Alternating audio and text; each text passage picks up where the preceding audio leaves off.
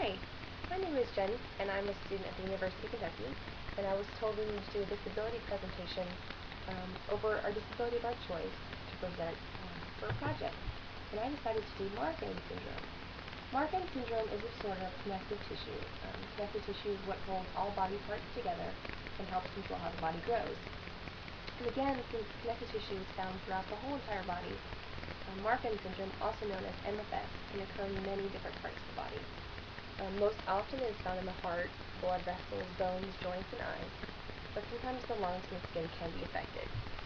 An important thing to remember is that MFS does not affect intelligence by any means. Marfan syndrome is caused by a defect, also known as mutation, in the gene that tells the body how to make fibrillin, which is a protein that is a very important part of our connective tissue. This mutation can create different features and that cause many different medical problems for people with MFS. And about 1 in 5,000 people have MFS. This includes men and women of all different races and ethnic groups. There are two ways that people can actually inherit this syndrome. People can either inherit it through their parent who has the mutation of the gene, and this happens about 3 out of 4 cases with MFS. Other people might have a spontaneous mutation, meaning that they are the first in their family to actually get this. People with MFS have about 1 out of 2 out of chance to get past the mutation each time they have a child. So that's a really important fact to remember. People who are born with it may not notice any features until later in life, until they get about 30, 40, even as late as 60 years old. However, features can appear at any age, including infants and young children. And it does increase medical problems and can get worse as people age. Some of the syndrome features, again, like we said, connective tissue occurs all over the body. So, again, the symptoms and problems that arise can occur in many different parts of the body as well. A lot of times people have at least 3 features in different body parts of the body, and rarely a person has every feature of this disease. Some are really easy to see, and other features such as heart problems are really hidden and require special testing to find out if you have them.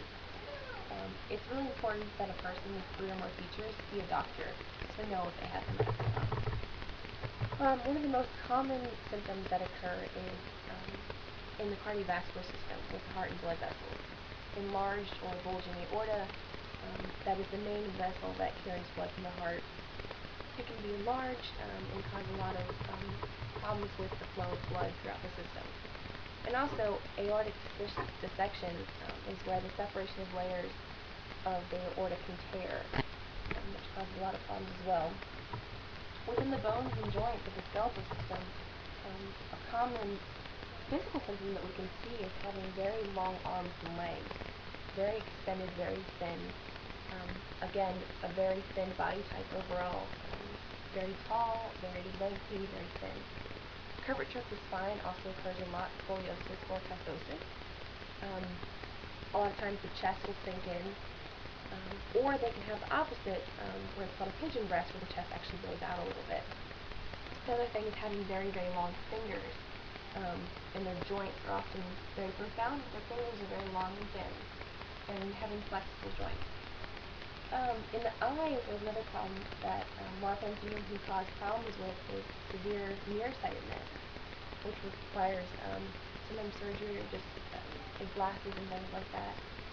Dislocated lens of the eye, detached retina, early glaucoma, and cataracts can also occur with Marfan syndrome.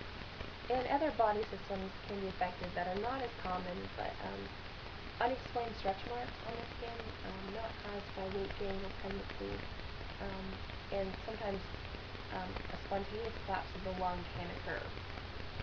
And what it's like for a person living with Marfan syndrome can be difficult because there are a lot of issues that arise that are not a really big part of somebody that they don't recognize right away. And there is no cure for it yet. But there are advances in medical care that are helping people live longer and enjoy more qualities in life. So they're doing research constantly, trying to find out different cures and different things they can do to help. They're also finding new ways to treat people. Again, most people can still go to work, go to school, and enjoy regular active hobbies, just like a regular person would be able to. And it's really important that people with MFS get treatment and follow medical advice. One reason is that heart problems can cause sudden death if they're not treated. So it can be very dangerous, especially, a big family concern. If people know they have Marfan syndrome but they don't know all the precautions of it, sudden death is a really big thing because your heart can basically have so many problems with it that it can just collapse and basically have a heart attack. So although it might not have a lot of physical outward symptoms, Marfan syndrome can be very dangerous because you don't know what's going on internally within your body. One thing to recommend is that people with Marfan syndrome should not play active sports, just soccer and football, basketball, and they're asked probably not to lift heavy objects at home and do really strenuous work because it could cause a lot of problems.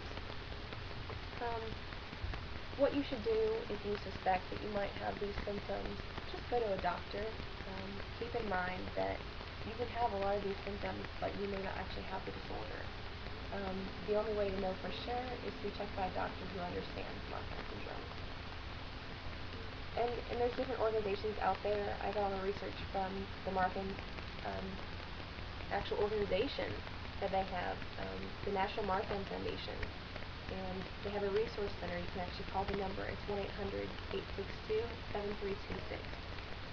And you can talk to nurses and doctors there who can answer your questions, mail you information, and you can learn a lot about the disability through this. Also, www.marfan.org, you can find out tons of information about the symptoms, living with Marfan syndrome, what you can do to help families who are dealing with this disability.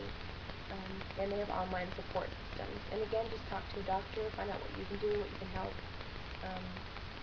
This is something that I've never really heard of before, and it doesn't seem too common, but 1 out of 5,000 people it does occur in, so it is more common than we think it is, and I'd like to be able to, get the word out there that there is something that you could do.